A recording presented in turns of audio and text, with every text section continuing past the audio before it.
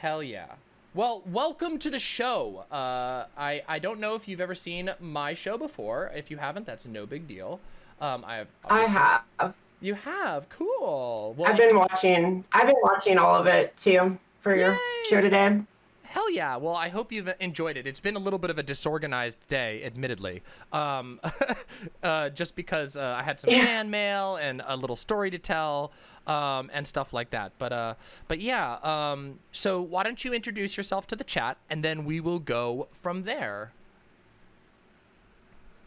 All right. Well, I am AnneAtomics, and I'm pretty new to the streaming thing, but I decided to try out the hot tub section in on Twitch, be the first trans person to do that, and it's been an interesting ride, I guess, so far.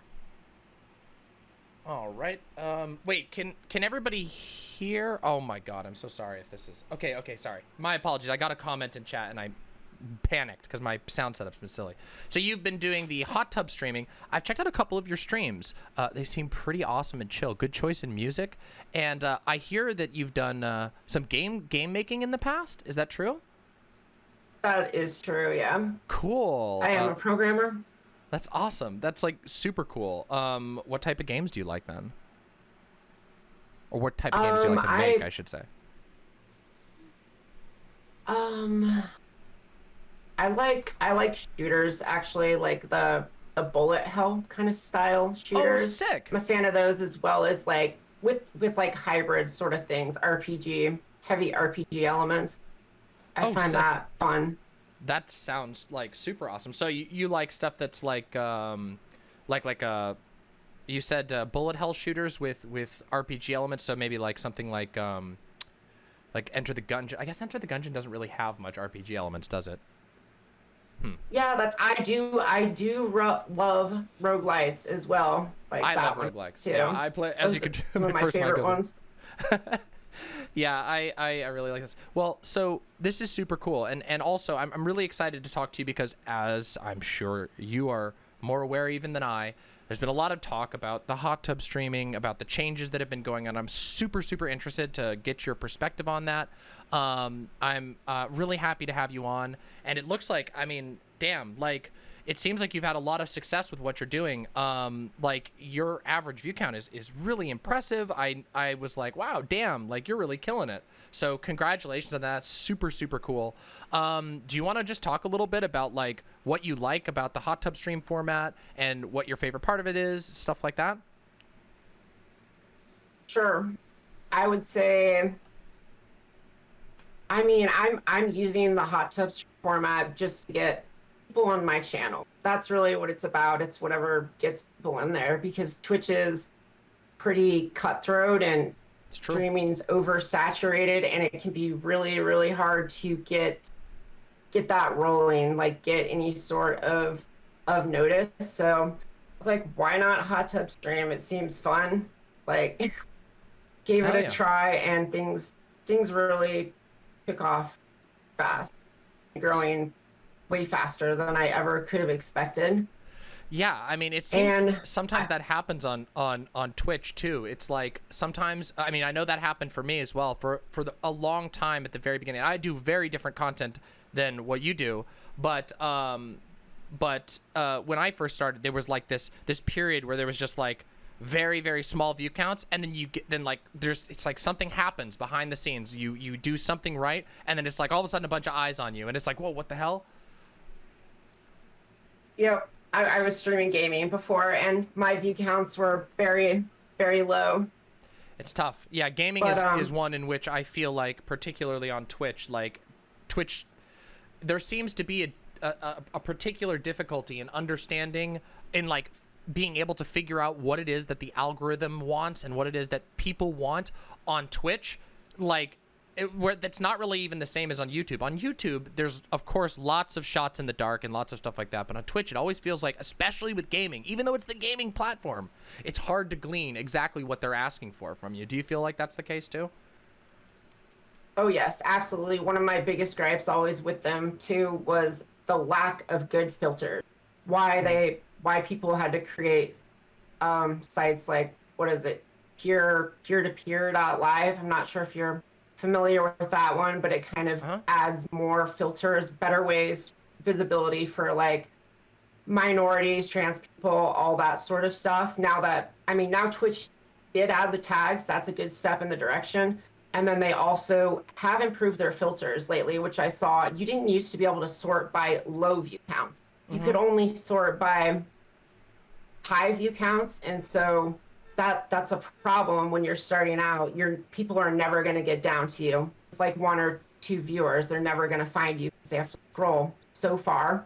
Yes. But there's a lot of Yep. people who enjoy the smaller streams and stuff too. So Oh, I think absolutely. Twitch is they're heading in the right direction, but they still need some better search functions, some better filters, kind of better visibility for smaller streamers in general. I agree with you 100%. And in fact, interestingly, because I stream on both Twitch and YouTube, and one of the things that YouTube actually does reasonably well is that because they have like a recommended tab on the sidebar, you will often get recommended. If you go and you find like a smaller streamer or a smaller content producer that you like, they'll recommend other people who are like associated with them or who have done crossover contents. So you actually can sort of find a chain of smaller content creators. And I agree with you 100%, by the way, that like there is a huge draw to new and up and coming streamers. There's a lot of fun to be had. I am one of those people. I am like a streaming addict. When I am not streaming, I'm almost always watching a stream, and I love catching small streams. Like, it is exciting to me to see what people are doing, to see what people are bringing to the table, and what sort of communities are forming around them. And I couldn't agree with you more that I wish that Twitch would give some more love to the smaller streamers. I don't know what their solution is. I don't know what their plan is. It's very hard to understand exactly where they're going, especially with UI decisions, like you mentioned, where it's like the small streams get pushed down to the bottom, which is just the worst choice ever. But yeah, I am glad there's some third-party tools. Unfortunately, it seems like Twitch has relied on third-party tools a lot. I mean, you even see that with stuff like Streamlabs, right? But yeah. Absolutely. So I think what I've seen on a lot of other streaming sites too is when people are new, they give them like front page, like top of list for a little while, sort of give them a chance, an initial chance to generate fans or whatever, get them jump started. Twitch does not do that, which I think that would be another step they should take. Yeah, I know that YouTube has like this sort of milestone system where like every time you hit a certain subscriber milestone, you get like a small boost in the algorithm that's likely to recommend your content, and that increases each one that you cross, which, I mean, that has its own problems, but the benefit is that you get multiple opportunities to kind of prove yourself to new audiences, and that's so exciting. Not only is it exciting to do as a streamer, to encounter those things and be like, oh wow, this is like an opportunity for you to like knock it out the park, but also it has that kickstart effect where small streamers actually can break open and get to a new audience that they didn't, that they weren't able to reach before. Yeah. So that sounds great. I think Twitch definitely needs to add something like that. Yeah, so kind of making me want to stream on YouTube now. Yeah, I mean, there's, I've streamed on both YouTube and Twitch. I've had a really great experience with that. I have my own website now, which will host my stream wherever it is, which I am very happy with that, like having my own website. Obviously, I don't host my own stream. That's like too technically difficult for basically anybody to undertake right now, at least with the technology that exists. But I will, if my YouTube stream goes down, I can host my Twitch on my website, etc. So that's something that I would recommend to any content creator, is to look into like making their own website, because that means that you can you can never be truly platform independent, but it means that you have a little bit more of a bargaining chip in your pocket for, if something stupid happens. So yeah. So absolutely, I'm watching it on yours right now, and I'm jealous of your setup. Actually, the complexity of all this, and I think it's awesome. But thank you. It's my website is run and maintained by Whiteleaf, which is this just super awesome, really small company. I don't know what, like, I don't know how their like what their current availability is or whatever, but it would certainly be, if it's something that's interests you, I highly recommend reaching out to them at least and seeing if they've got, I mean, I know that they're working on making like a kit that will make it possible for you to basically spin up and host your own version of a Whiteleaf site. I don't know, I don't think they've got that fully set up yet, like as just like an all-in-one kit, but it's certainly worth considering. They've been wonderful, and the tools that they provide are awesome. The chat tool especially, like, I mean, we've got all these custom emotes that we've been able to upload with basically next to no issues. It makes it very easy to manage emotes. You get to manage your own subscriptions, all that. It puts a lot of power in the hands of the streamer, which I'm all about that. I always want to see more power in the hands of streamers, personally. So do you get 100% of the money of people subscribing on your website? Yep, on my website. Yep.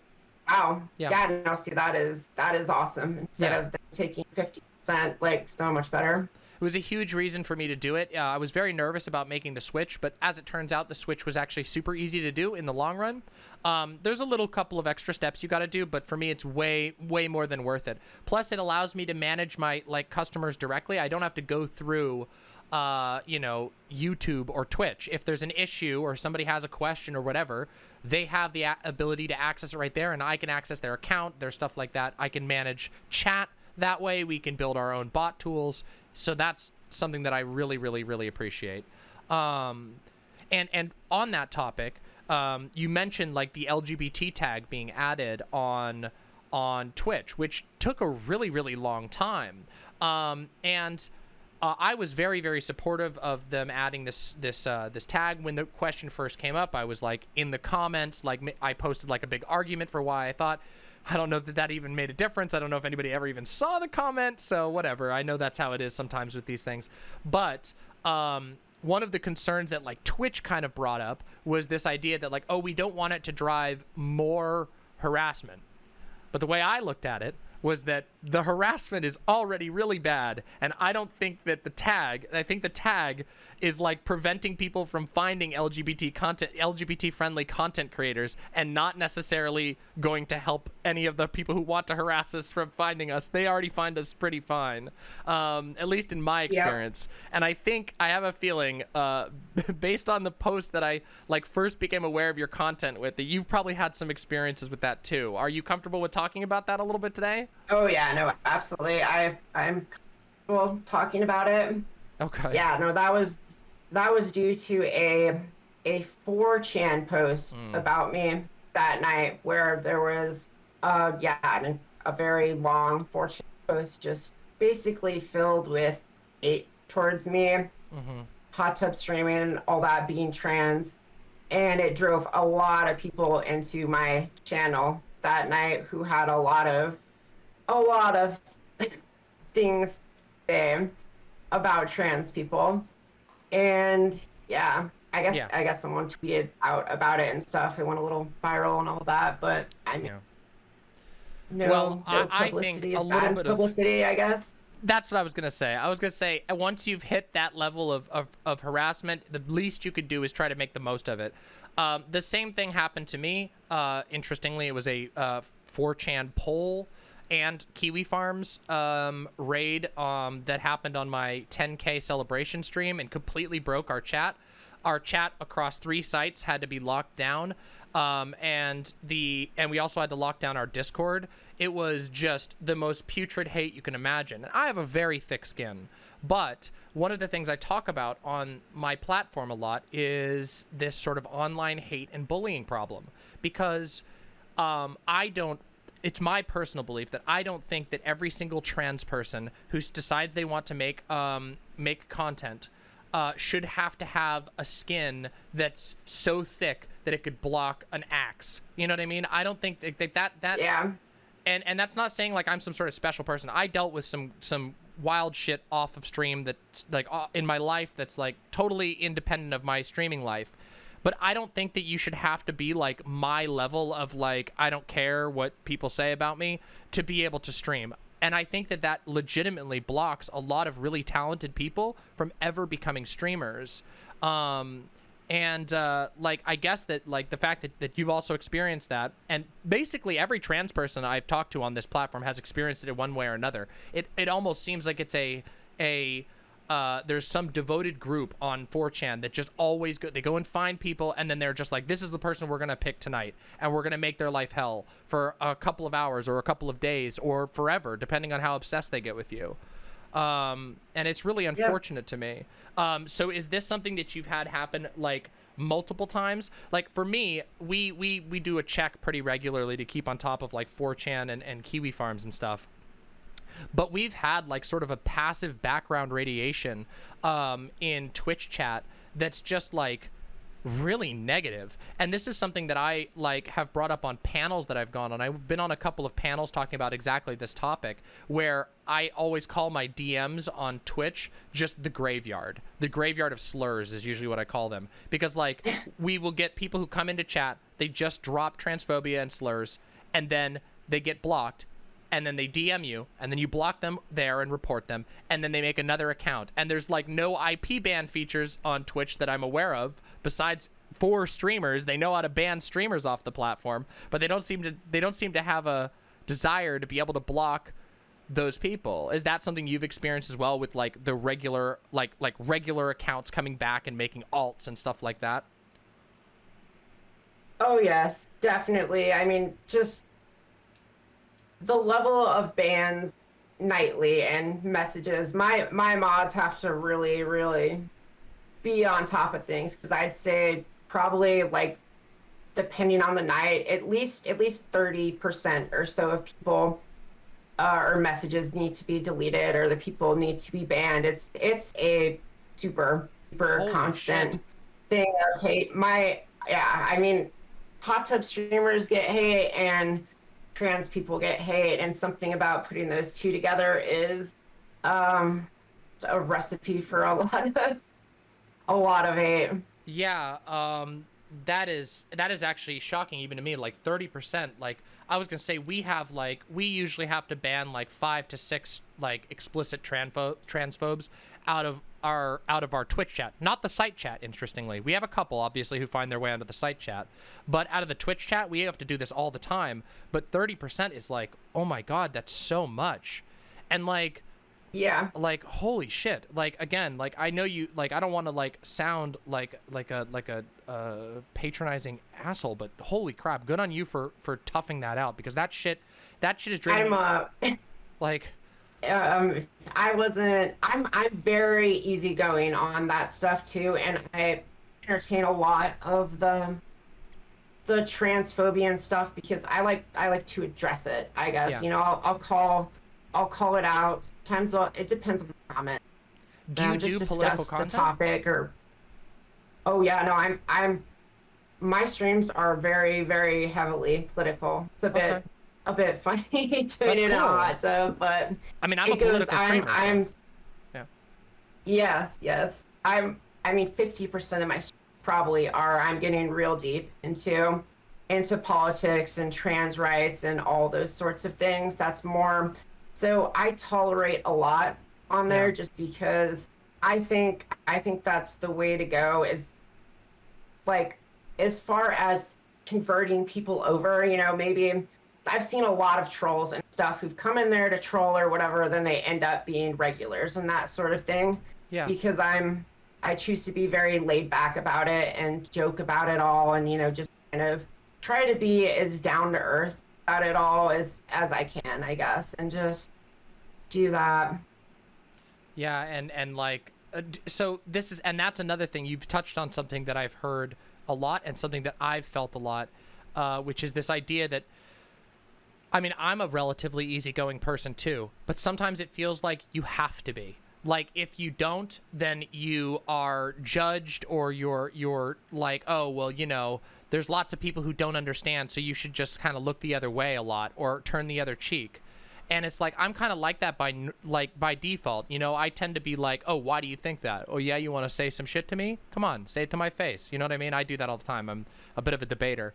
But Yeah. it's draining. Again, I do debates all the time. I debate transphobes and whatever, but it's like it gets Same. draining, the expectation of like you have to, and if you don't, then you're like, there's this sort of, again, the background radiation feeling that like, oh, you're not doing a good enough job. You're like, and some people, of course, are very explicit about it. They'll say things like, oh, you're doing a bad thing for trans people by not teaching every person who comes in why their transphobia is bad. But to me, that seems like an unreasonable expectation to place on every every person who's talent, every trans person who decides to go that path and become on-screen talent and become an actor or a streamer or whatever, to expect them to have to field every single question, to me seems just so unfair. And not just that, but also just sad. It's sad that that's the state of affairs. And I hope that it will change in the future. I truly do. And you know, I'm hoping that conversations like this can help to open up people's awareness to just how much happens. And like that number, like 30%, like that's a travesty. That should not be the case. You know, that's wild. I agree with all that. It can be very emotionally draining to do all that. But I also, I mean, I don't know how much I can keep that up long term, I guess. We'll see. But, you know, to the point, maybe I will get burned out on that. But I do enjoy it a lot too, just sort of getting to discuss those issues and educating people and informing a lot of people about a lot of issues that they didn't know, because I do have a lot of different and interesting perspectives, I think, from one being post-op, which is there's not that many of us who are post-op. Yeah. And kind of educating people on some of the things in that regard, and also having done sex work too, having come from there and streaming on Chatterbait and those sort of things, and just kind of discussing some of the things that go on there. Because weirdly enough, like one thing I had is I was controversial on Chatterbait too, and that's because I would stream in the trans section, but I'm post-op. Okay. And people would basically be upset that I did not have a penis, is what it would come down to, and I would get hate in that regard from people, which I found a little baffling, I guess. I think I find that like outrageous. Like, I mean, I know, obviously you always know where this stuff comes from, but it's like what a terrible, what a loud way for people to scream about this, their sort of fixation and obsession and objectification, right? Like, that is, to me, that seems like a way that that people can't see, they don't even see that you're trans. They're just looking for one thing, and that is, I find that just bad. It's heavy fetishizing, I think. And I mean, the porn industry, I guess it is that. The porn industry is definitely behind the time in a lot of things, a lot of terminology that's still okay there. Like, there's a lot that needs work there. Like, there's things I like about it, I guess, and it's great that it gives I know a lot of trans people who, you know, they can't get jobs maybe because they're trans, or whatever it may be. It's hard for them. It gives options and ways to make money that they wouldn't otherwise have, but there's a lot of with it too. Yeah, there's a lot of, I mean, that's something I say pretty frequently. I fucking love streaming. I love streaming, but for all my love of streaming, as much as I love it, like, there have been two separate occasions that I know of, two separate occasions where I was not present, and on a major platform, there were other content creators talking about my genitals. When I was not present, there was no reason for them to be talking about it, but they were talking about my genitals, specifically with my name said and everything. And this is something that I'm like, I love streaming. Don't get me wrong. I love the art and craft of streaming. I love this, but why should I have to be subjected to some random dudes talking about the state of my genitals? None of these people who've ever been with me, none of these people who have anything to do with me, on a public platform to in both cases, thousands of viewers. with no consulting of me at all whatsoever. I'm not even involved. And that is an experience that I don't know that, like, this is something that I feel like you're like one of the only people I think who could probably understand anything like that. You know what I mean? Like, I don't think most people can understand that concept. I don't think anybody has ever thought about, I think most people have nightmares about anybody seeing them without their underpants or whatever, let alone having people discuss the state of your genitals on a platform with thousands of viewers. It's so weird, and it's mind-bending, because I'm like, I don't know, how did I get to this point in my life? Like, what is this? What is this shit? Like, is this, I've never heard of anybody, like, I mean, and we're not talking like jokes. We're not talking about like somebody being like, oh, I bet X streamer has a small dick. We're not talking about something like that. We're talking intense conversations about whether they think I have or haven't had SRS, about whether or not it's, you know, it's okay that like, it's so messed up. And it's a thing that I think that, like, people don't get a lot of the time. And so it's something I try to talk as openly about as I can without it being awkward, you know? Yeah. I agree. Bullshit. It shouldn't be the expectation that you have to do that. I do it. I have, I guess, or I at least feel I'd rather educate people on it, because more people do need to be aware of those issues, I guess. And until people are educated, I don't think it will stop, I guess. So I do it. I do my best to sort of talk about all those things, but it should not, it is horrible that is an expectation of trans people, and it's, you know, considered okay. I think there's a lot of things like that are probably deterring trans people from doing a lot of streaming and various things. Yeah, I think that, like, there is a almost you know, we get onto the topic of the concept of trans misogyny, like the idea that, like, you will simultaneously be denied your claim to womanhood, and you will also be mistreated as if you're you know, a woman in the space. So they're doing both. They're doing, like, these people will have both. Like, for example, they'll come into your chat and they'll say horrible transphobic things, but then they still harass you. They still say you're a stupid bitch. They still talk over you. They do all this stuff. It's like, so, like, you get the worst of both worlds in that case, and it's just like, what the fuck? And I find it something that's, like, it's incredibly common in a space. It would be more interesting to analyze if it wasn't so vicious, and if it also wasn't so personal to me. But it's like there's this space that's already very, very misogynistic to begin with, in my opinion. Like, gaming spaces online, and I've been in them my whole life. I've been a gamer my whole life. Literally, like, one of the first pictures of me as a baby is, I've told this story to my chat a million times, is like me sitting on my dad's lap on his computer that he built from, like, parts that he got at his job at a computer factory, and, like, we're playing this old DOS game called DGen, and, like, that's how long I've been playing games. And the gaming world, from video games to tabletop, still to this day has a huge misogyny problem. And then they've gone from that into a huge trans misogyny problem and a transphobia problem, and then you put it onto Twitch, and it's just like, and then you, half the time it feels like you're still trying to convince people the problem even exists, because half the people don't act like it doesn't exist. Yeah. Absolutely agree. Yeah.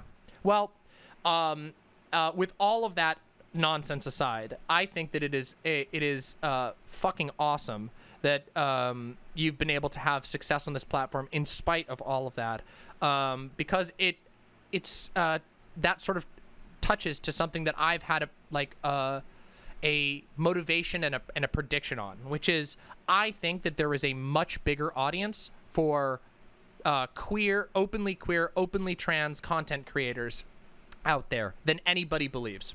Like, I have talked about, like, Oprah in the past. I don't know if you're familiar with like the history of Oprah, but like, Oprah, Oprah's politics, take them or leave them, whatever. Personally, I'm pretty left, and Oprah's pretty hard line capitalist. But Oprah basically wagered that there were women who wanted to watch TV, who were not having TV made for them because it was justified. Oh, well, women don't watch TV. Well, you don't make anything for them. So she had this sort of, if I build it, they will come. And they did. Oh my God, they did. Now she's like one of the richest women in the world, if not the richest woman in the world, and one of the most successful television producers of all time.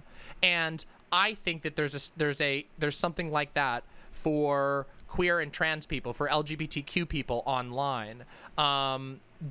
Is that something you think as well? I feel like we probably are in alignment on that. No, I absolutely agree, and it is something I talk about a lot on my stream too, that when you look at all the top trans streamers or those sort of things, like to me, those numbers are depressingly low to where, some of the other people getting 20K consistently, a lot on the platform. You don't see any trans person even anywhere near that. And I think that there's not even one, and I think there is an audience out there for it. It's just, I don't know exactly how to do that, but I like the idea of hot tub streaming and doing that because I am reaching a different audience for sure. Yeah.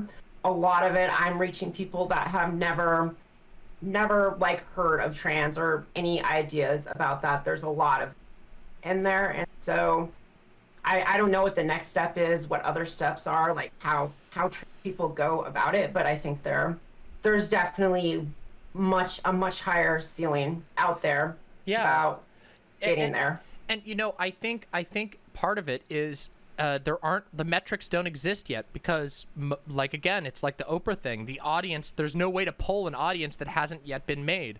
And I can't help but feel like sometimes when I look at my stream and I look at my Discord community, which is amazing, my community, I'm so proud of my community. Just a ton, there's so many queer people, there's so many passionate queer people in my community. And I'm like, I wonder how many of these people would not have found themselves a community like this, if I hadn't been creating it or if somebody else hadn't been creating it. And so I'm like, we're kind of, in a lot of ways, I can't help but feel that like a lot of the trans creators who are taking these first steps are making that community. We are bringing these people fresh to these platforms from either being lurkers who didn't have an account or people who weren't super involved in streaming because they didn't really feel it was for them. These are new people coming into the space. And I wish Twitch would see that and embrace that. I wish YouTube would see that and embrace that and go, oh my God, there's all these people who aren't watching our website. They could be watching our website if we gave them somebody to watch, if we boosted these people so they could find them. And you mentioned like a lot of people who don't know what it means to be trans or what any of these terms mean. That was me many years ago. That was me 11 years ago. I don't know if you know. Again, I don't know how much you know about me, but one of my biggest videos and most successful videos I've ever done was called DemonMama's Spiritual Deconstruction, in which I talked about growing up in a cult. I grew up in a very, very far right evangelical cult. And as a result, I've had trans feelings for my whole life. I've had this desire to transition, but I didn't understand it. I didn't have any words. I was completely isolated from those words until college. And when I learned that, it was like my life changed. Just finding the terms, finding other people were like me, it was mind blowing. And I think that like the internet has made that more and more possible. For people to find themselves represented in people they see on the screen, and but like we need more of it. There are a lot of people out there who aren't reached. It was like, for me, it was like almost chance. It was chance that this thing happened that led me to learning this term, and my sort of this controlling, very repressive, very anti-gay, anti-trans environment was able to keep me isolated from it because the rest of society was also suppressing these things. So I think Absolutely. That's a very important my thing. Experience is very similar as well. I had those feelings. I also, as a kid, like when I was very young, I made the assumption like everyone wants to be a female. They just aren't Me too. talking about it. It's like, yeah, girls are better, like all that. I'm like, everyone's that. They're just not saying it. And so then it wasn't till 13, for me, it was around 13 where things became much more apparent. I guess I was like, wow, I'm really not like my male friends. Like, these feelings are not normal. That's when I went to the internet, and I was like, 'cause I had no idea what a trans person was. I was raised in a religious environment and whatnot too, small town. And then I found out, I was like, everything on the trans, I was like, oh wow, this is me. So then after a while, about maybe a year or so of going over it all in my head, and I worked up the courage to tell my parents, and their reaction was to send me away to an inpatient facility in Utah for the summer. So I'm sorry, you cut out there for 1 second. Could you state that again? Where did they send you? Oh, okay. They sent me to an inpatient facility in Utah for the summer. Jesus. Like, where they told me, you're not trans, you're depressed, those sort of things. So after that, I didn't talk about, I mean, I knew I was still trans for sure, but I was like, all right, I can't do this, I guess. And so I have to wait, and hopefully it'll get better at some point. And thankfully in college it did. With my first girlfriend, I felt guilty. I was like, all right, I have to tell her at some point. And she accepted me, stayed with me. We were together 5 years. I'm still so grateful for her. I don't know if I could have ever done it if not for her having been there for me. That's absolutely amazing. Yeah, so that has been my sort of experience with it all. Yeah. I mean, Dan, there's a lot of similarities, a lot of echoes of our stories. Like, it's funny, like you mentioned, like, I mean, I had all these like trans thoughts, I guess, leading up to like when I was like 9 or 10. And then I started learning about like puberty, and I was like, wait a second, I'm not gonna get that one? Like, okay, I get it now. And then there was this one, this is kind of funny. Like, there was this one time where I was having a sleepover with my friend, and we were both kind of like, we'd been playing video games, and we were like laying down, and just like, you sit at night and you'd sit with your friend, and like you're both falling asleep, and you're like talking about your thoughts. And I was just like, you ever wish that you were a girl? And then my friend was just like, what the fuck? And I was like, haha, yeah, just kidding. I was just joking. I just wanted to see what you had to say. And it was like, oh, okay. So that was when I realized that other people weren't like that.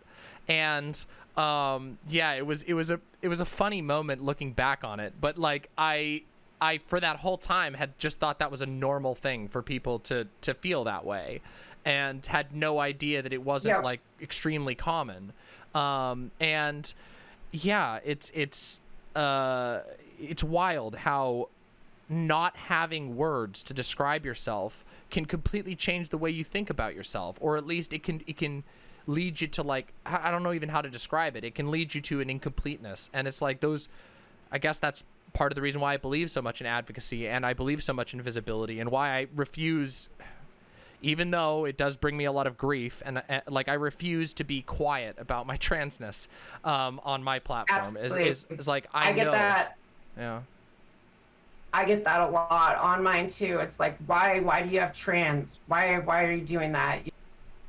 Yeah. Stop. Like, you can pass whatever people could not know. And it's like, well, I don't want to do that, live a stealth life. Like, I'm not ashamed of being trans, and I'm like, it's shaped who I am, like, in a huge way. It's a part of my life, and I don't want to have to be quiet about that.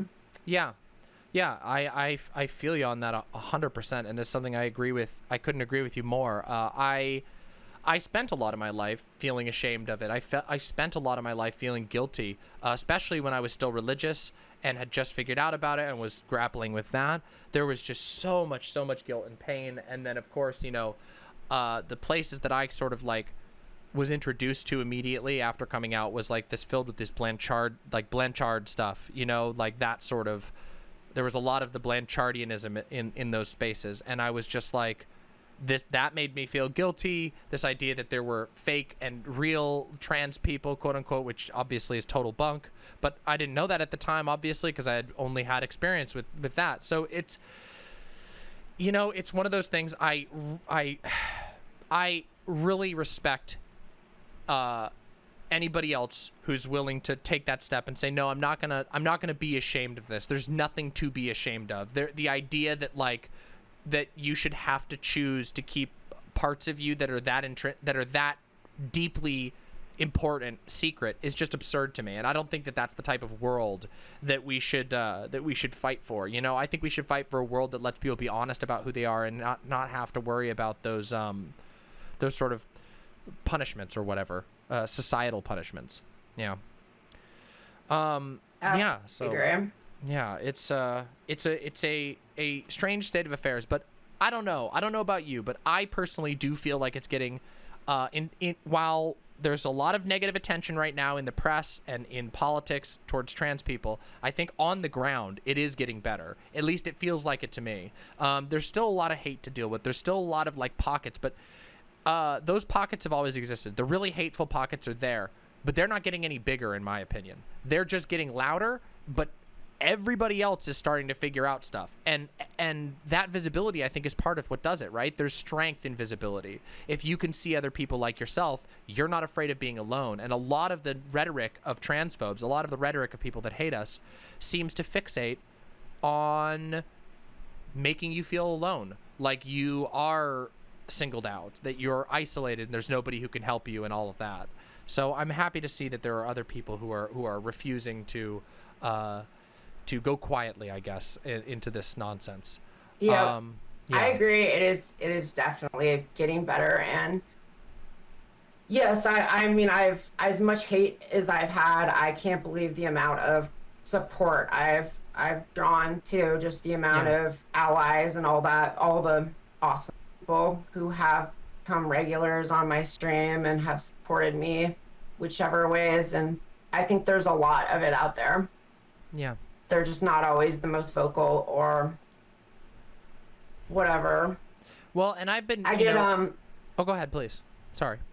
I was going to ask you on this, like, here's one I get a lot. People trying to, like, I get it on Twitch. I'm like, there's kids on this platform. What are you doing? You think this is okay for kids? Or things like that, or like, kind of goes into when should kids be learning about these sort of things, like sex education and just general information on that. And I say way earlier than they are. I heard apparently Sweden starts comprehensive sex education in 2nd grade. I think it is, and I'm like, yes, absolutely, it should be that soon. Why shouldn't kids be aware of these things sooner rather than later? I think the sooner you can get a start on it, the better. I grew up in a town that was all Mormon, all Mormon, and they are very, very repressed. And I've seen what happens to kids when they're so sheltered, and then they all of a sudden, you know, at whatever age they're adolescent, later on, they get sort of thrust into the real world. Sexuality and just everything that actually exists, that have been so sheltered, then they go crazy. That's when they go wild. That's when they like, you know, they start doing drugs, they just have a ton of sex or whatever. It can go multiple ways, but that's when they tend to do that, go nuts, because they've been so sheltered from it, and it overwhelms them and it messes them up. And so I say, yes, it should be talked about way earlier than it is, and people should not be worried about the kids, like, and being exposed to trans people, and that it's a good thing.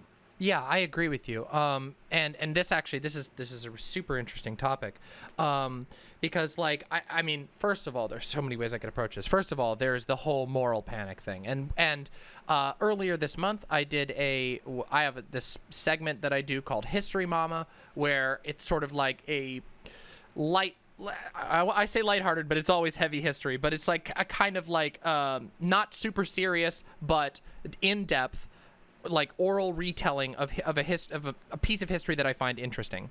And this month we've done a couple of them. The first one of which was talking about Stonewall and about the history of criminalizing queer people in America. And it's a tough topic to go through because it's been so sort of deeply criminalized. And when you look into why and how they got these laws passed, it's almost always a moral panic.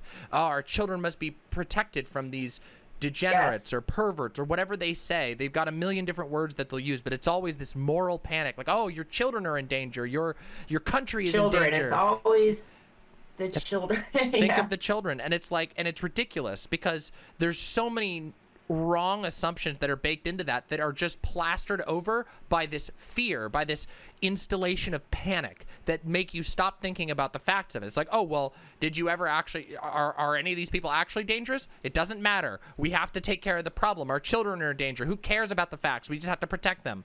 And that's one of the things I talk about on my channel a lot is moral panics. My chat is probably going to start groaning because I'm talking about moral panics again. But I think they're really, really, really important to understanding how otherization and marginalization ends up happening, especially to queer people. This moral panic thing is so part and parcel to the history.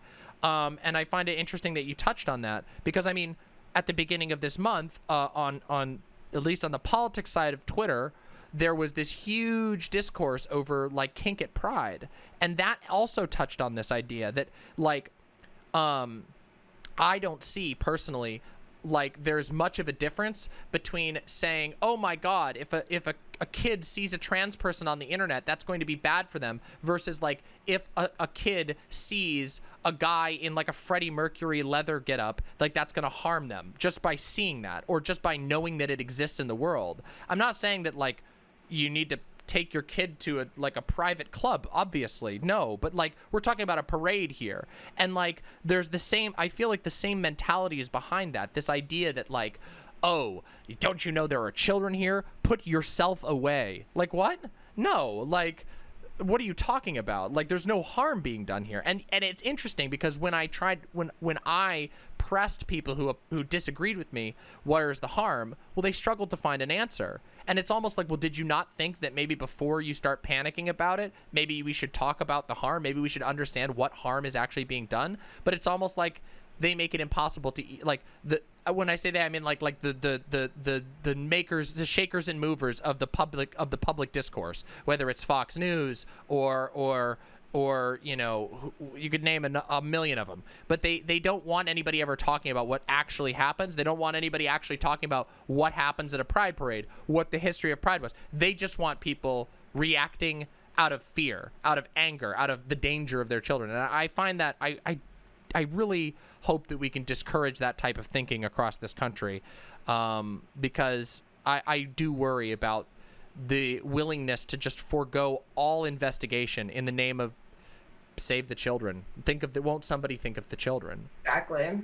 Yeah. We have tons of just scientists that speak otherwise to so many of these things, but people refuse to look at those. You know, there's still parts of the U.S. where abstinence only education is being taught. Things like that. It's we have all this data, we have this proof. It does not work, but yet they're still doing it. Yeah. It's ridiculous. I mean, and that's the other thing too, which is that we have quite a lot of information that shows that early sex education prevents child sexual abuse in many cases, because one of the ways that predators get away with hurting children is by acting on the fact that they don't know what's happening to them, that they don't know anything about this, and that confusion is used to the advantage of the predator. And it's do people not see this? Do they not care? Like, sometimes I genuinely think that, like, some of these people who are constantly hawking on about the children, think about the children, and then they're not willing to do something that actually, for all the research that we've ever done, and there's been quite a lot of it done, they don't actually support the thing that actually does protect them, which is making sure that kids know what the heck is going on with their bodies so they can make informed decisions when their parents aren't around all the time. And your parents aren't always going to be around. You can't always have a parental figure present. That would be absurd. Yeah. I agree. Yeah. People give kids not very much credit either. Yeah. I feel like they treat them like they're a lot dumber than they are. And I think we should give kids a little more credit on their capabilities to understand things, given a chance, and explain them and act according to them. The problem is when we just try to shelter them and not give them those opportunities to learn and grow. Yeah. It does a disservice. It's like, I don't know, it's like trying to keep a baby chicken in the egg forever. And it's like, no, like like you have to see the world for yourself. And like there will be things that kids aren't going to immediately understand, and the job of parents and older siblings and all of these mentor figures in your life are the ones who are supposed to help you understand those things healthily, so it doesn't become a fear or a phobia or a point of pain. You know, it's like, I don't know, it's such a strange thing. Not to change the subject, but to pivot away, but I think this kind of links into one of the other topics I wanted to talk to you about, which is there was a sort of slew of bans of hot tub streamers, and if I understand it, they created a new section for hot tub streams. Is that accurate? I might be getting that wrong. Like a new area that you file under, your stream under. What are your thoughts on that? I would love to hear your thoughts. Like, this is your wheelhouse, so I would love to hear what your thoughts were on the big bans, on how they unfolded. Is it going to make it more difficult? You know, and for reference, like a couple of like a year ago now, almost, or maybe 7 months, we had in politics, we had a major change to the politics and just chatting rules about what could be shown up on screen, what could be talked about, and it was very unclear. And while most people didn't really strictly oppose the change in and of itself, like the spirit of the change, the wording of the change made a lot of people really nervous. And so I'm interested to see if there's anything like that going on here, or if it's a good change, or if the bans were justified or whatever, because this is something that I don't have the expertise on, and you do. Okay, so with the hot tub section, they added that around mid-May. And I did my first hot tub, I think, around like April 20th, around there. And for me, adding the hot tub section was fantastic, because just chatting is way too crowded. I went from maybe capping out at like 35 people or so on my streams, hot tub streaming and just chatting as a new streamer, to go of a hot tub section. My first day, I was around 200. So Wow. The amount of visibility I gained due to that was fantastic. Because That's incredible. as much as people complain about the hot tub streamings and they were doing all that, the reality is there's not that many of them. Yeah. There's really not that many hot tub streamers out there. And so, you know, for those people who do it, it gave people finally a way to actually find it. That was another issue. There's no filter, like good filters for it. There's no search functions. Like Twitch is very lacking in that regard. So it gave people more access to actually finding people who are doing the content that they want. So I think it's a great change for sure. I think Fantastic. it helped some of the negativity surrounding it too. That's people good. are like, I don't want to see that stuff or whatever. I want no part of it. Like, why do I have to see that in the on the front page or just chatting section of Twitch? So now you don't have to. It's in a separate section. You never have to go to it. Not your thing. Fine. Yeah, it's funny that you mentioned that, like, there's not that many. That was actually when the hot tub discourse started to happen. I did a small stream on it where we went and we just fact checked that a little bit, You know, the people who are like, the hot tub streamers are taking over everything. They're stealing the viewers from my, I don't know, midnight drunken like gaming stream. I don't know. Like, we went and checked and did just a little fact check, and it's just totally false. Like, the idea that any views were being stolen, you go look at the stream charts, it's like there's like one hot tub streamer who even breached the top 200, and it's like the rest is the same people, exact same people who've been on the top 200 for the last 4 years. These mega giant, highly sponsored gamers, and it's like, okay, that's not changing. And then like you got like one politics streamer, Hassan, and like that's about it. It's like, holy shit. And so like, yeah, it's really funny that there's this like, I think people just see a couple of images on the front page and then they associate it with, oh, that must mean that entire segment is all full. This is like, that's so ridiculous. You have to like, again, just do a quick fact check and you'll find that's not true. It's not like anything's being taken over or viewers are being stolen or anything like that. My apologies for an interruption, but real quick, I'm just going to welcome in a raid real quick. Welcome to the Hannah Reloaded clan. Thank you very, very much for the incredibly generous raid. Happy to have each and every one of you. Right now, we are speaking to the wonderful hot tub streamer, AnneAtomics, and we have been talking about everything to do with everything from the so-called hot tub meta to being a marginalized person streaming on the internet and what you have to deal with that, to our lives. It's been wonderful. If that sounds like your kind of thing, please get comfortable. Welcome to the show. We're so happy to have you. And consider coming over to my website, demonmama.com/live. You get, guess what? Here's a secret. You can sign in with Twitch, and you get access to all of the emotes, including wide impo happy, which you can see flattened out on the side of the screen, but smiling. It may be flattened, but it is smiling. So yeah, thank you for being here. Very, very happy to have you. Consider joining us, joining all the other imps on the website. And you'll also probably have a better connection because I think Twitch has been having some server issues today. So anyway, thank you and welcome to all of my raiders. And thank you, Hannah, for raiding in. Very, very happy to have you all here. There we go. We can resume. Sorry about that. Just wanted to welcome that in. So yeah. No problem. Yeah. So you had talked about the fact there's not actually all that many hot tub streamers, that the hot tub section was like a super, super good benefit. What do you think? Do you mind if I ask you or poke your brain about the bans? Because that was something I couldn't parse what was going on there. And from my sort of outsider's perspective, my concern was that this would be sort of that if the bans were too broad, that they would become justification to slap down on other people who were just making sort of tangentially related content, and like get those people, like drive those people off the platform, versus like a targeted ban for some specific TOS breaking behavior. What's your opinion on the whole thing? I think there's like Amaranth was banned. I think Indie Fox was banned. Those, the recent ones that were last weekend, I believe, that we were referring to. Yeah.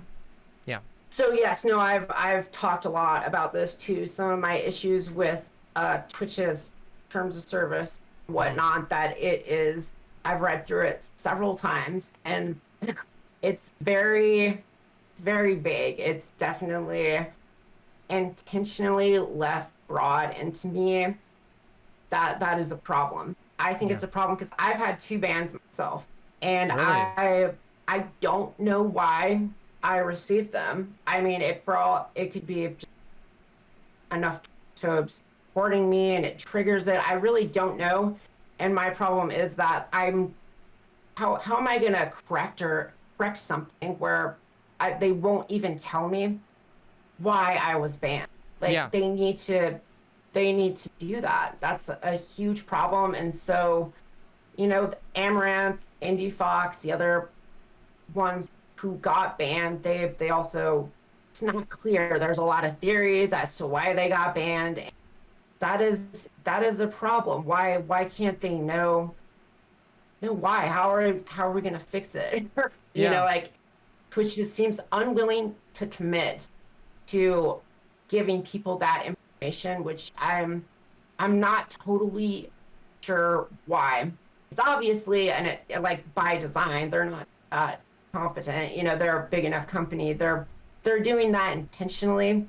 and I'm guessing it's because they're scared to take any sort of hard stance, so that way they can sort of pivot as Yeah. needed. But I think that makes, as long as there's that vagueness left there, people are going to push the boundaries. And like, and maybe that's what Twitch wants. I don't know. I'm not really sure what their thought process is there. Yeah, and it's funny. That seems to be a recurring problem with Twitch. I've done a stream where we talk about certain elements of the Twitch TOS, because I think it's something that, you know, it pertains to every single streamer. It pertains to all of them. And one of my friends was banned for 7 days, which really hurt his income. And there was just no indication. By process of elimination, he figured that it was probably because in one of the memes he was looking at, it was this meme about that was like poking fun at some person holding a Confederate flag. And apparently, you know, they have some sort of algorithm that will identify certain images, and so he assumed it was that, but they never told him. They never gave him a timestamp. They never did anything. He just got slapped for that. And 7 days of income gone and a strike against your account, that's terrifying as a streamer. And to not be given anything, to me, just seems so out there. And I don't know. I guess they gain the benefit of being able to just sort of in fact, a fellow content creator in my site chat right now says, a tomfoolery show says, I'm permabanned on Twitch and I still don't know why. And this happened, I don't know if you're familiar with the streamer A4 Andre. A4 Andre's super amazing, used to do fighting game stuff, now does like Pokemon TCG stuff. Andre was one of like the biggest examples of this, where he was banned for a year, I believe, and there was just nothing, no communication. He was like an old school partner, had been around forever, had a huge channel, and it's taken forever for him to even get close to where he was before. And there was just almost no communication even after attempting to make legal contact. And it's just wild. It's absolutely wild to me that this is like the norm. I truly hope it changes, but I don't know how we change it. And I'm sad to hear that is sort of more of the same. You know, I was open to the idea, like, you know, there's probably, I've seen some screenshots of some of the people who are banned that I'm like, well, yeah, that probably is TOS violating behavior. Yeah, okay. But if they're not giving a citation, well, then nobody knows what it was that actually broke the rules. And that's not good. That just puts everyone in a state of stress, in my opinion. Absolutely. It's been a huge source of stress for me, getting those, because not only are they on my account, I'm wondering, like, what do I do to fix this? Could it just happen again? Like, I'm investing a lot in going this route as a streamer and everything, and so like the fact that it could just end so suddenly without even me knowing why or breaking any rules, but it's scary, and I think that's wrong. They need to fix that. There's so many people who rely on this for their income, or to have that sort of vagueness is unfair to them. Yeah, I think it's downright unethical, personally, and I worry because, I mean, it's a simple fact that all content creators on Twitch and YouTube are gig economy workers. We're contractors. We don't have that legal protection. There's not even much we can do. Even if we were wrongfully terminated or wrongfully had our contract ripped up, they have the right. And it's really unfortunate. I don't even know what the answer is. And this is something that I talk about a lot. You know, I do think that, like, having a website, at least for me, was very helpful, because when I caught this was a while ago, I caught a totally unjust YouTube ban after I pissed off some conspiracy theorist, a coronavirus conspiracy theorist person, and they mass reported my video I did about their video. Their video, which is literally putting out medical misinformation, still up, has over 90,000 views, but my 100 view video got it taken down. Now, they did, after a couple of days, undo that strike, which is like cool, but for 3 days I couldn't stream. Because of my website, though, I was able to go onto Twitch and just stream on Twitch and not stream to YouTube, and then have it go to my website. and that was nice. But the fact still remains, what happens if you go to YouTube and then you get banned there too for false reasons, or you get mass reported 4 times? It's like, I don't know. It's such a precarious position, and I really hope that that changes for streamers in the future. I think that a lot of streamers are going to have to start looking at what YouTubers, old school pre-streaming YouTubers did to try and, make up for that contract basis. Because I do think some of them found solutions, whether it was through making sort of external companies that they make content for, and then the company publishes it to YouTube. Maybe that's the answer. Maybe there's something else that can be done. But who knows? It's really a really wild topic. Unionizing, I don't know how realistic that is, but maybe.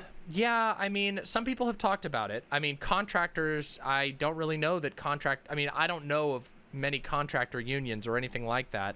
But maybe it is definitely something that's worth looking into. Whatever the path is to have it done, I just want to see streamers with a little bit more stability. Because what I see a lot of streamers work themselves to death out of fear that one day it's just going to be gone, and they need to have the money that they need to last, until the next job or whatever. And that's a really sad state of affairs when there's so much talent, and there is so many talented people on this website who are just making amazing, entertaining, educational, informative, exciting, shows every single day. I'm just absolutely floored by how much talent there is on this website. I agree. I think Twitch, I can't speak to YouTube, but they put way too much emphasis on their top streamers and just keeping them top streamers and promoting them and all those things. And I think they need to do a better job of promoting other streamers. Yeah. Definitely true. Yeah. I agree with you. Well, do you want to talk a little bit about gaming? You want to talk about gaming? I love gaming. Do you want to talk a bit about it? What aspects of it? Oh, what I are don't you thinking? know. I was just thinking, talk about cool games we like and stuff. Just a little chill segment. We've been talking about all these big, huge-brained issues. Maybe just something a little small brain to just kind of vibe about some games. Okay. Right. There was one other question I wanted to ask you too. Please. First, what was it? This one came up in my stream last night. And this is a controversial topic, Okay. and is it okay to say or to pair groups of people and their difficulties?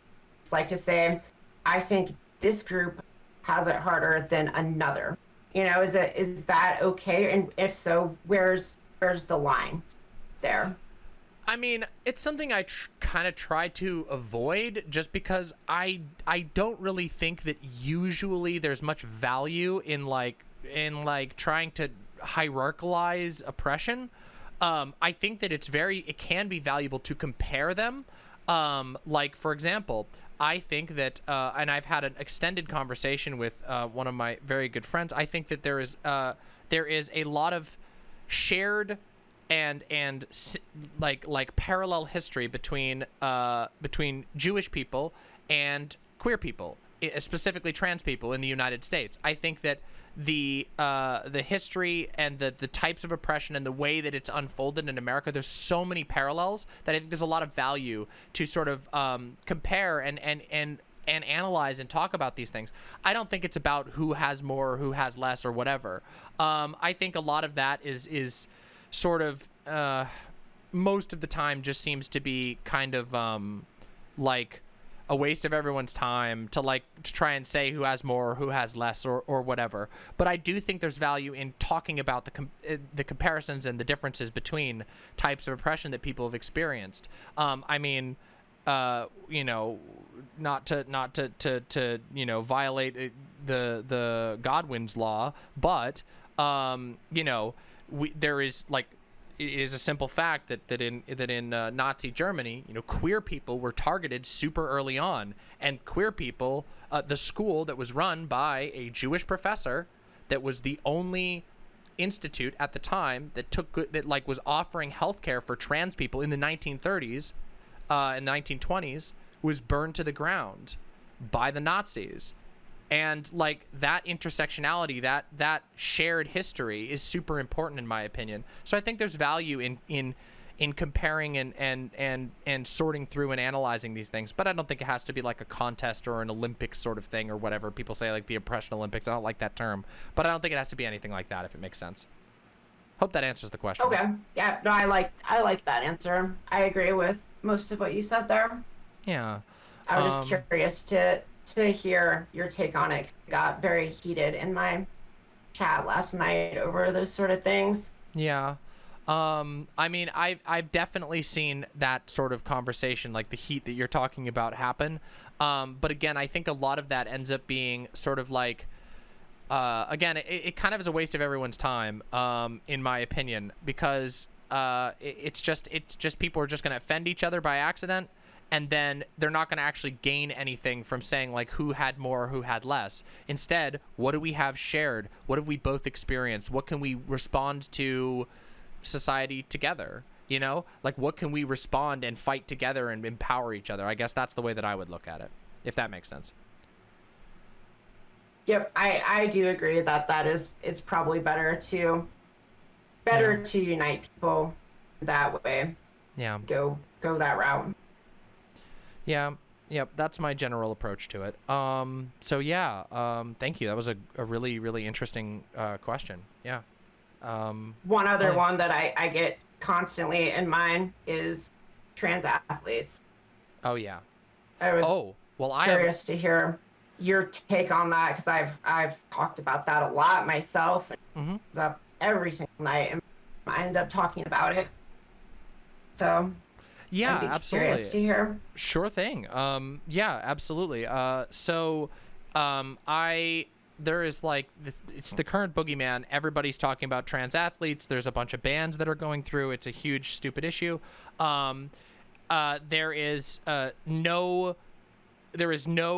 like credible reason that trans people should be excluded from sports, especially when we're talking at the high school level. And this is my take, my general approach to this is that, okay, so first off, let's not even get into the science yet. Let's start with what the purpose of high school sports is. High school sports is not even close to being about competition.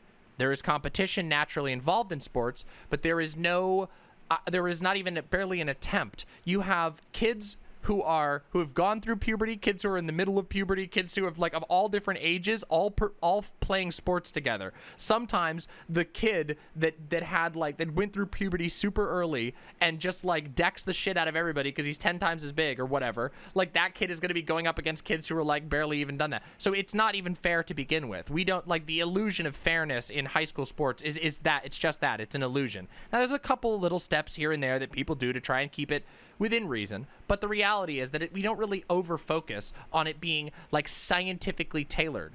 High school sports is about community, it's about team building, it's about learning life skills, it's about learning how to manage a schedule of practice so you can show up on time. It's a manner of learning how to get along with people of different age groups. It's about learning sportsmanship. It's about learning how to be a good player, all kinds of things, about life skills. That's what high school sports is about.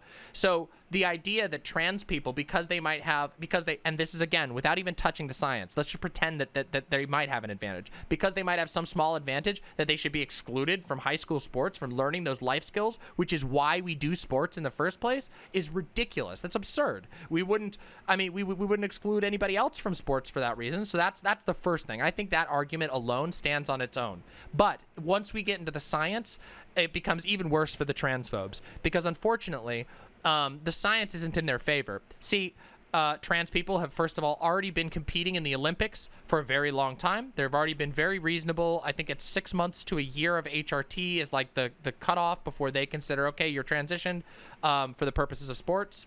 And bam. And they've had no issues. Zero fucking issues in the Olympics. And the Olympics have been doing this for 2 decades.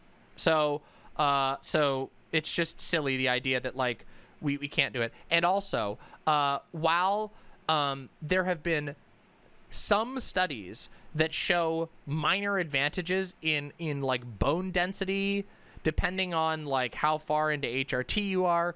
As it turns out, bone density actually doesn't do very much. The bone density is like one of the least impactful parts of most sports, with very, very few exceptions. And I'm sure that if there's an exception to that rule, that we could make some sort of special rule to make sure that everybody is fair and fine. In reality, trans people, especially people who are on HRT, because of the physiological changes that HRT brings, end up being on par with everybody else they're competing with in damn near every single sport. And there was a recent study I highly recommend, and I can send this video to you afterwards if it's something that would be valuable for you.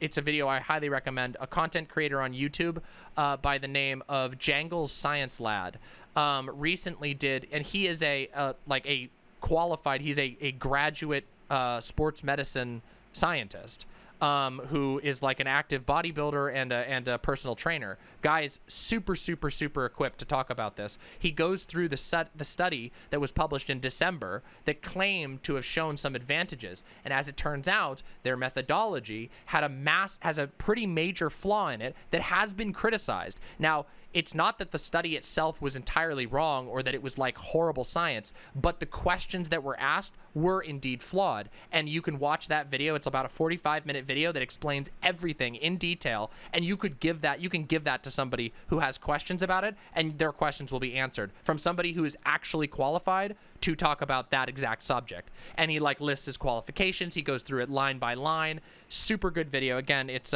Jangles Science Lad. I think the video is called like Trans Women in Sports. Amazing video. So I highly recommend that. But that's my general take on this thing, is that like, first of all, 90% of the time, the issue is made up. We don't care about, nobody cares, no one else in the entire world ever cares about competition in high school sports to that degree. They are trying to find a post hoc rationalization to exclude trans people, when trans people have just as much of a right to access the team building, the social, the life skills benefits of high school sports, which is the purpose of high school sports. So yeah.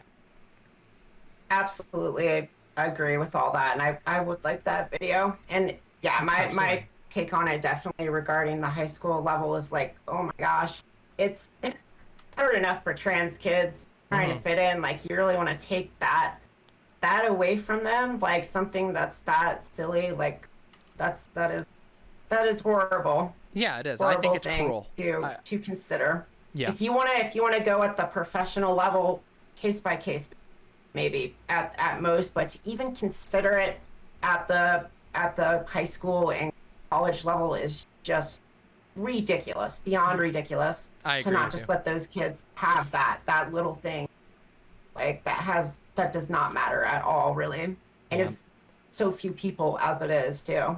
Yeah, and it's funny There's not too many. because There's like, not many. yeah, and also it's really funny too that you know, for example, there's, you know, I'm sure you've probably heard of PragerU, for example. I do a lot of reaction to conservative talking heads. I don't know if you've heard of PragerU, but I have not. oh, okay. Well, lucky you.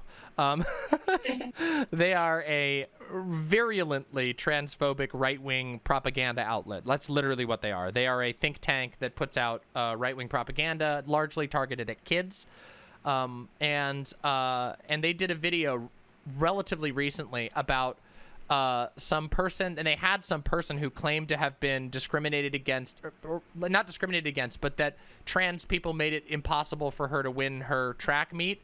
And as it turns out, if you actually go and look into the story, they're like, she's just completely lying about what actually happened. So she claimed that she would have won her sort of what's it called, the nationals track meet. She would have won, but she was beaten by 2 trans women. That's not true. She never qualified for nationals. She got beaten at an earlier stage by multiple people, but she figured that if she did the math and those 2 trans people hadn't been there who beat her, that she would have been in the top 5 and would have gone to nationals, where she claimed she would have won.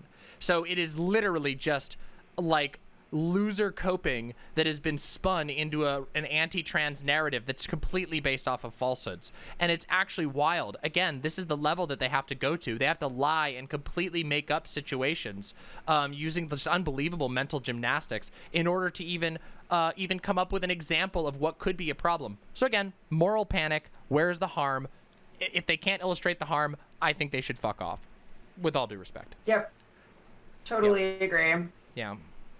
Totally agree. Not unlike, I'd say, Trump and the election, you know? They found like 4 cases of voter fraud somewhere, and they use that to make it seem widespread, like it's a real issue. I think it happens all the time.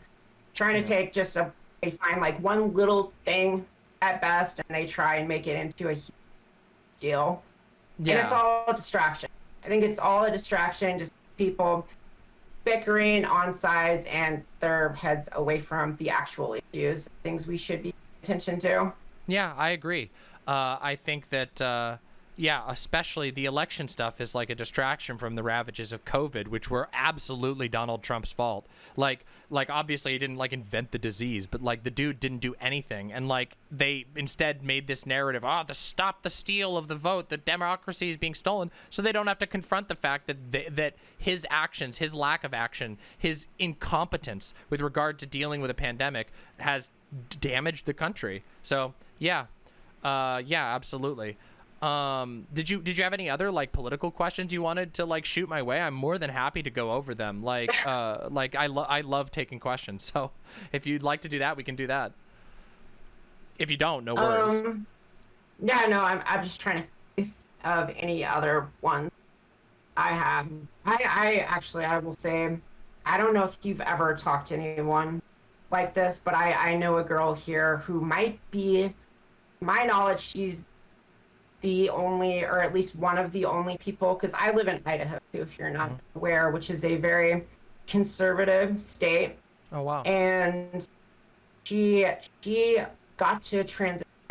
Her parents supported her. She did it in high school, started hormones like pre-puberty, and I plan to have her on my show, Hot Tub, in the Hot Tub stream, and to talk about some of those things. And I'm very interested to hear her opinions on that and some of the experiences. I imagine she experienced a lot of unique things there, a lot of bullying, I'm sure, and those things. And yeah, I'm curious your opinions on that. Maybe if you've ever talked to anyone like that, or just sorry, I think your mic might have broken up when you had said what did you say that like she started transition like very early or something like that?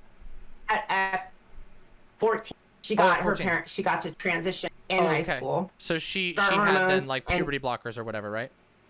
Yes. Yeah. Yes. Full HRT, like all of it at that age. So. Oh wow. Got to transition then. Yeah, so to my knowledge, like full HRT is not super common at like a younger age. Usually they start you on puberty blockers and then they wait until like a certain age. But of course, this completely depends on your personal biology. So like, again, that's going to be up to the doctor. But I've had a million arguments about this. This is another one of the things that like conservatives are very obsessed with. This idea that like the kids are getting transed by and stuff. Well, first of all, like surgery.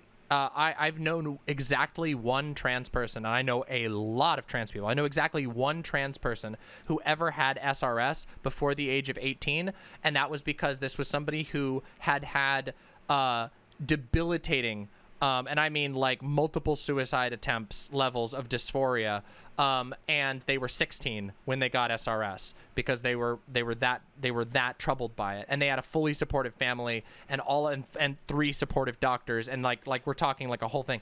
And that's the only person I've ever known in my entire life who's ever gotten SRS before 18. And yet you talk to conservatives and they would have you believing that SRS is getting handed out like Pez dispensers, that kids are just walking up to a drive-through SRS surgery and it's just like, oh, there's your neo-vagina, bam. And I'm like, okay, no, that is so far from reality. You just can't even believe it.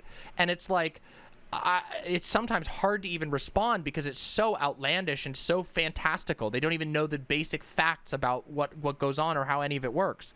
And then they don't even know how. I mean, it's crazy how rare that is in general. I've seen estimates where they've said like there might be as few as 10,000 post-op women in the United States, which is, I mean, there's not many. There's just a handful of surgeons that can do it. Some of them, I think Marcy Bowers, I saw she has like a 5-year waiting list. Yep.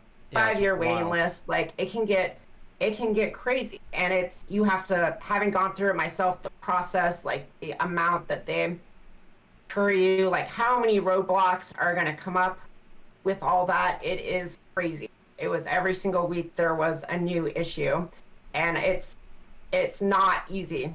It's not easy at all. Surgery. Yeah, there's a lot you have to go through. That is times, frustrating, humiliating, any of that. And it, like, to think that that's just a common thing, or that people are doing that without like being certain, to say the least, or very strong feelings is crazy. Yeah, it is. I can absurd. say too, as a kid, I researched it a lot, and I almost did it a few times, but just doing it myself because of the amount of dysphoria I felt. And, like what held me back more than anything was, I guess, if there wasn't the possibility of surgery in the future, I absolutely would have done it. But the fact that there was, it held me back, that I was like, okay, it would mess things up down the line potentially, and there could be some bad things that could happen. And so I did seriously consider it. And so I think anyone who has feelings like that, you should take serious. Like it's no small thing. People aren't just feel like that on a whim. You have some very strong feelings that are not going to go away ever. Yeah, and the funny, like, this is the thing, like, that people just, it makes me so mad, and I always have to check myself when I'm in these conversations, because I know, again, like we said, like, a lot of people just don't know about it. You have to kind of be patient with them, even if it's horrible. But like, I should check first if you're okay. Are you okay with me discussing like a little bit of my experience with surgery? Are you fine with that? Oh, absolutely, go for it. Okay, cool. Yeah. So I am I'm non-op. I don't intend to ever have SRS. However, I did get an orchiectomy, and the orchiectomy process was ridiculous. It was so hard, and I had to do 2 separate psychological examinations to even qualify to have that surgery, even talk to a surgeon.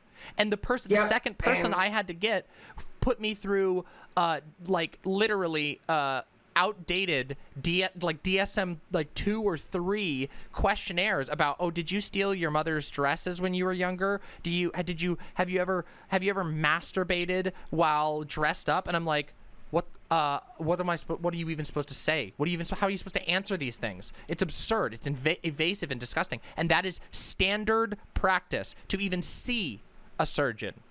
Before you even get confirmed, or even get to make a date, or even get to do that's just to get your consultancy. And that was just for an orchiectomy. An orchiectomy, which is a comparatively uninvasive surgery.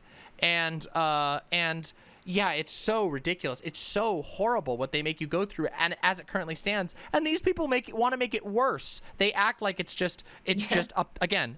I always use the Pez dispenser. They're just handing them out. Yeah, it's not even close to reality. Not even close.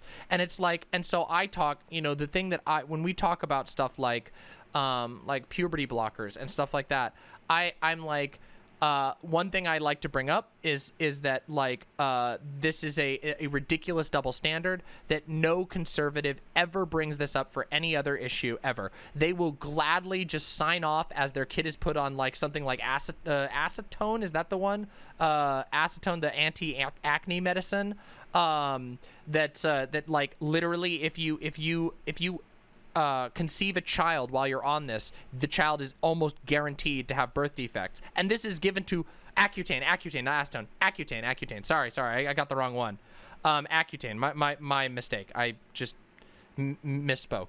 Accutane. Accutane is a drug that is so dangerous that when you're prescribed it, you have to sign a legally binding waiver that says that you will not have unsafe sex, because if you have a kid, the kid is absolutely going to be like fucked up with regard to genetics. Like, it will actually, it's a damaging drug to your genetics. And yet that is prescribed to kids all the time, to people way under 18.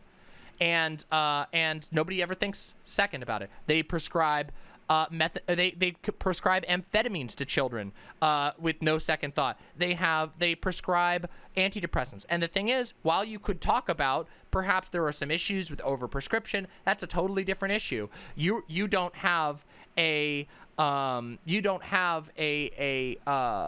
freak out about kids needing to, like a kid who's suicidal needing to be on antidepressants. Why on earth would you care about a kid who's trans being given puberty blockers, which are the least damaging medication you could probably think of? They have almost no side effects. So it's one of those issues where it makes me very mad, because so much of it is the most absurd hatred you can imagine, fueled by a complete lack of information. It's a complete lack of information. So, yeah. I definitely agree with all that. One of the other things that I also have a gripe with is the process. I think that is horrible. I don't know if you've gone through that yourself, but it was... Which process, sorry? The name change process. Yes, I have. Yep. It is, yeah. I don't know how much it varies by state or but the fact having to run an ad in your newspaper, like many times over, having to go into a judge and explain it yourself in front of a group of people, like the reasons for wanting to change your name, all that. It's rather very unfair. You can get married though, and there's no problem changing your name then, but for any trans people, they make it a humiliating nightmare. Yes, they do. The cruelty is the point, as is sometimes said. Yeah. I agree. And people, every time I bring this up from time to time, I really love that you brought it up here, because every single time I bring it up, I get a bunch of emotes in chat of people going, what the fuck? You have to run an ad in the newspaper? Yes, you do. I had to do this. In my closet, right behind me, I have the newspaper clipping from when I had to run my name change announcement in my local newspaper. And I'm not kidding you. Yes, you actually have to do that. You have to contact a local newspaper, and before the judge will change your name, you have to prove that you made a public announcement. It's like a literal 100 years old law that is only used against trans people. And it is, so they can come in and people can come in and protest you too. You have to announce your court date. It could, then there's there's so many issues with that. Yep. In many states, they've started to change the process. So I was very lucky. Even though my state still had the newspaper requirement, they did not require you to actually go into court. The judge would just look at it in private, and unless he saw something that was concerning, he would just rubber stamp it and bam. But I had to go in front of the judge, and with a lot of people there. There's probably over 30 people in the courtroom when I had to go on the stand and discuss that in front of them, strangers and everything. Horrifying. That's horrifying. Not a great thing. I can't imagine how many people that deters from doing it too. It absolutely does. It absolutely does. I mean, I know. Look, I know personal people. I'm not going to say who, but I have people in my life who have not gotten their name changed for precisely that reason, because the process of doing so is so painful that it's less painful to just occasionally have to explain why in private, like whisper to a clerk, I'm trans, this is why my ID doesn't match.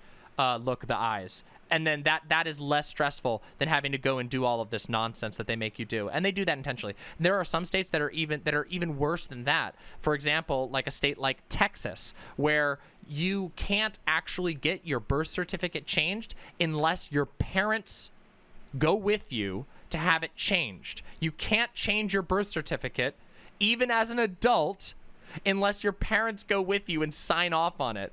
You understand where that might be problem. Yeah, it's completely fucked. And unfortunately, go ahead. Sorry. Oh, are you aware of the issues in Idaho regarding the birth certificate? I don't know if you've heard about that I'm not. at all. I haven't heard of the specifics to Idaho. So No. it was like a couple years ago, I think like 2 years ago. I mean, Idaho would not allow you to change your birth certificate, no matter what, no possible way to get it changed.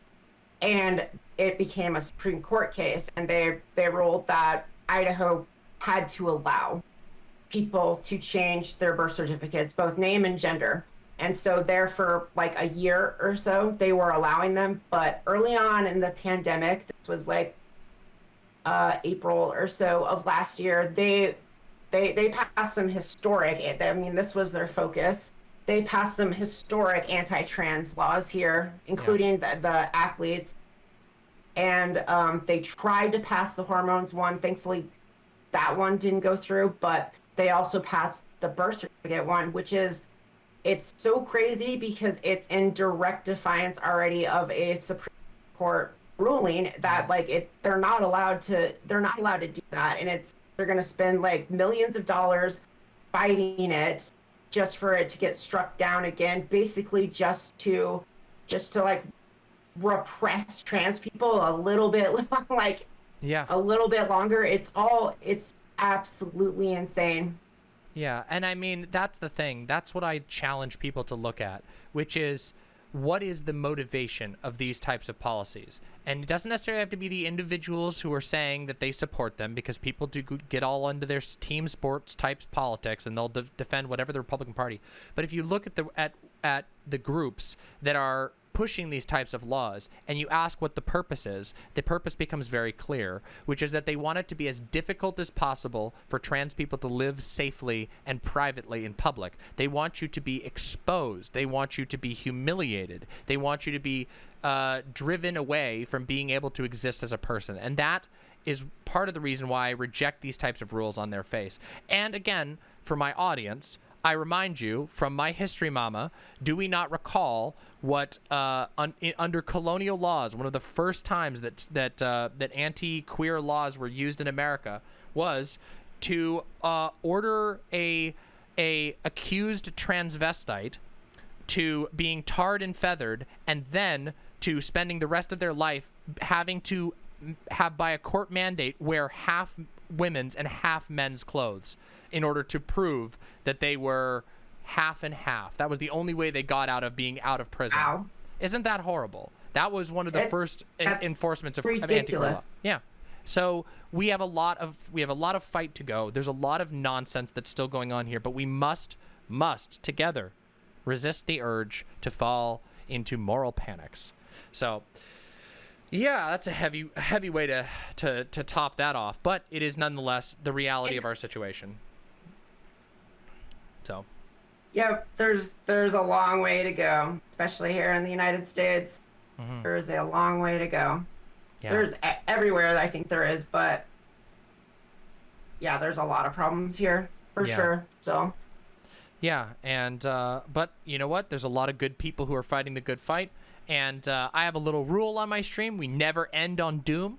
So I want to just remind everyone that not only have we come an incredible far distance, not only have we come very far from where we once were, but there are more people than ever who are brave enough to exist genuinely, sincerely, and openly as themselves, to become visible for the sake of themselves and for others, so that we cannot be shoved back into the shadows, so that we will never be forgotten. Our history will never be forgotten again. There are people like myself. There are people like Anne. There are people like Jangles. There are people like even ContraPoints. All of these different people who are recording and making a permanent record of queer history, and that is not going anywhere. That is one thing that has permanently changed. They can never they might be able to push individuals of us back into the closet, but they can never push all of us back into the closet, because that door is open. It's never going back closed.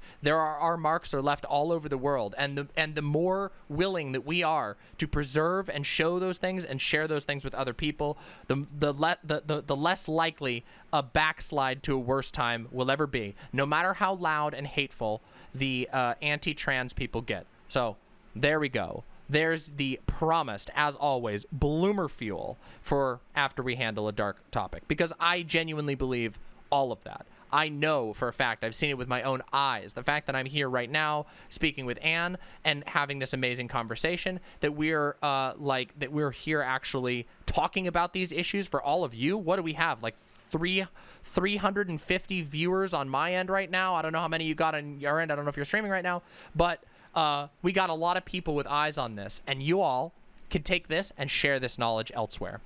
So yeah, that felt like way too much of a speech. Like, oh my God, but whatever. Anyway, yeah. So, was there any other like political topics you wanted to talk about, or are you good to shoot a couple quick back and forth about games? Sure, we can move on to lighter. I think we did get a plenty of heavy stuff covered. Yeah, absolutely. So that's probably good. Yeah. So, all right. So games. All right. So first, I gotta ask, favorite game of all time, if you got one. Wow, that's hard. I do love the Mass Effect trilogy. Ooh. That's one of my favorites for sure. As far as currently, I love Path of Exile, and I'm trying to get back into League of Legends again too. Back into form with that. No, not League of Legends. No. Run while you still can, please. League of Legends isn't a game. It's an SCP. It's a mental trap. Don't do it. Please run. No, but yeah. I've played a lot of League of Legends over the years, but I finally kicked it once and for all. I'm never going back to League of Legends. Not happening. But Mass Effect, now that I can get behind. That's cool as hell. I love Mass Effect. I never beat the third one, but I played the hell out of the multiplayer in the third one, and I've beaten the first one and the second one like 3 times each. Good choice in games. Damn. It is. I love those. Yeah, they're good. They're good ones. I mean, the music is incredible, and I don't know. The voice acting. Yeah. All of it. Yeah, the characters are really well too. Obviously, I will forever be in love with Liara. Oh my God, I love her so much. She's so sweet. Even with especially after the DLC. Damn. I don't know if you ever played it, but oh yeah. Liara, yeah, it's good as hell. Yeah. So my favorite game is a game called Pathologic 2. I don't know if you've ever heard of it. I've not. It is. You don't need to play the first one. It is basically could be better understood as Pathologic version 2. It is. The first one is very good indeed, but it hasn't aged quite as well. So they basically decided they were going to re-envision it and do it over again.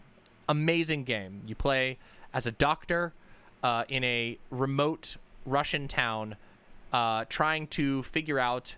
Oh yeah, I'm talking about Pathologic 2 again. You know it. You know I'm going to talk about this game. I always take every opportunity I can to talk about it. It's my favorite game of all time. Amazing game. Anyway, you play as a doctor in a remote town, and a plague strikes. And you have to survive. You have to survive the plague. You have to try and save people. Being a doctor, you do surgeries. You have to try and figure out what's actually going on. You're one of like 3 people with any medical experience in the town, and it's got survival horror elements. It's got these I don't know, how do I describe it? Lovecraftian elements involved. It's absolutely amazing, and it's a game that I consider it a masterpiece, and I firmly believe that 100 years from now it will be considered one of the most pivotal games of all time. It's super influential right now, and one of the most challenging and evocative and emotionally involving games ever. Very hard game, very heavy topics, but super rewarding, and also just beautiful. The art and music is breathtaking, and of course the characters are wonderful. And you can see, if you're looking at my chat, you will see people spamming some of the emotes that are associated with that game, because I talk about it so frequently.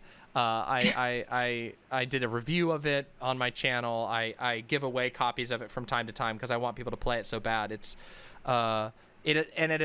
especially relevant given that we just survived a plague of our own, and it talks about a lot of stuff like that, like how to deal with issues of like how do you even survive a society changing event, and what does that even mean? Like it's a very very deep and thoughtful game that sort of challenges you where you're at and then challenges you to go further and think harder about stuff. So I'm a big fan of Pathologic 2.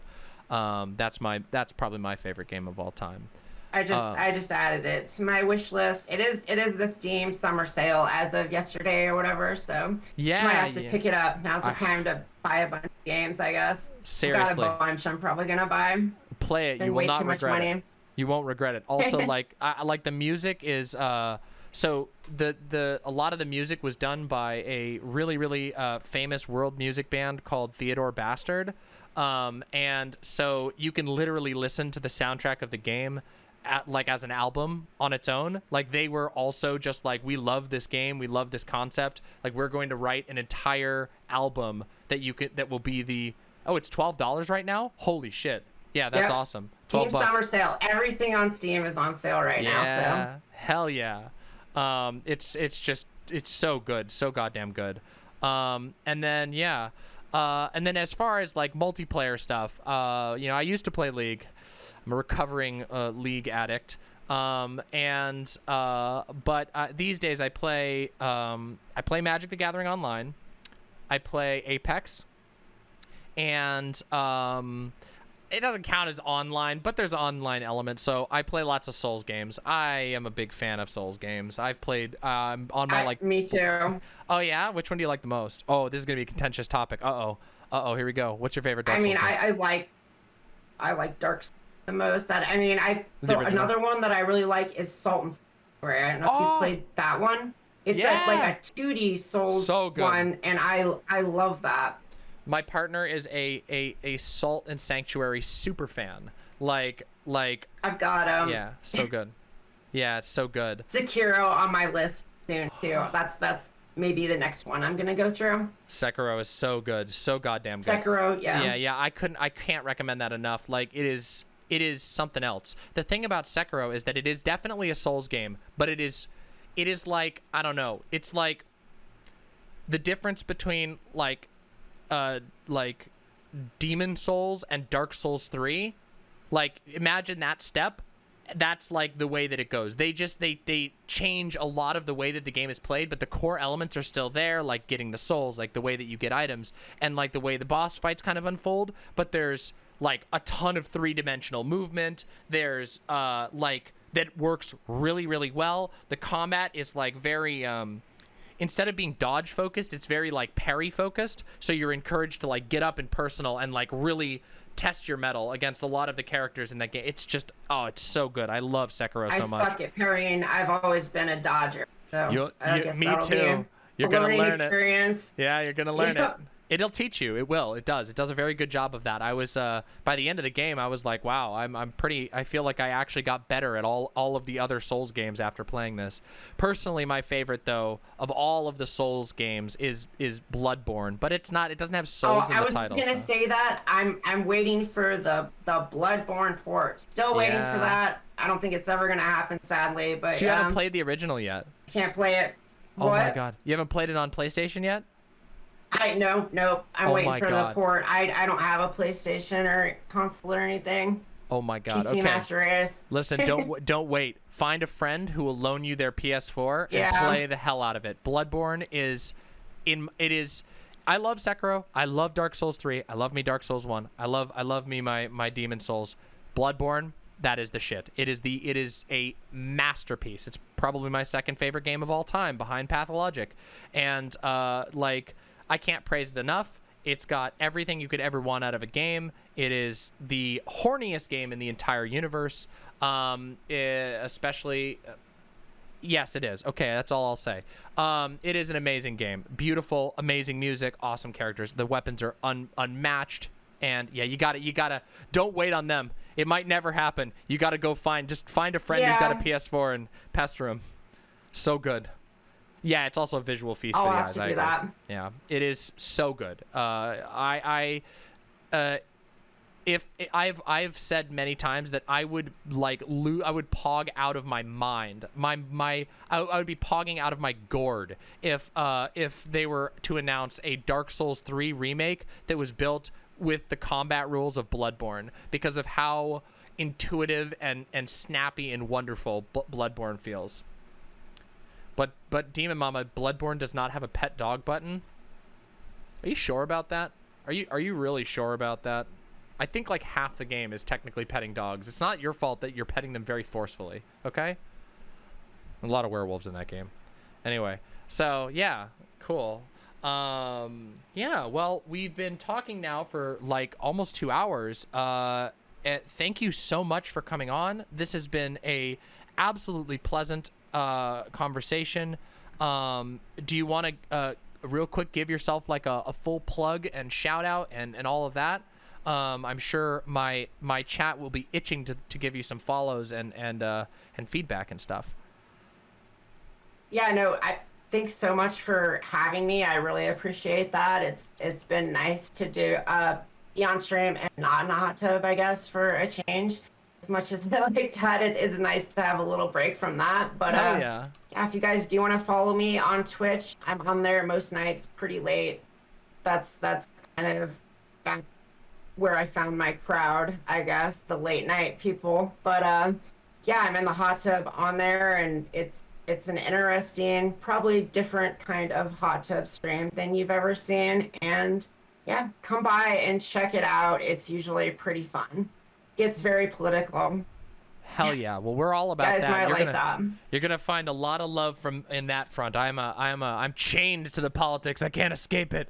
It's all I do with the politics. It's lurking behind me at every minute.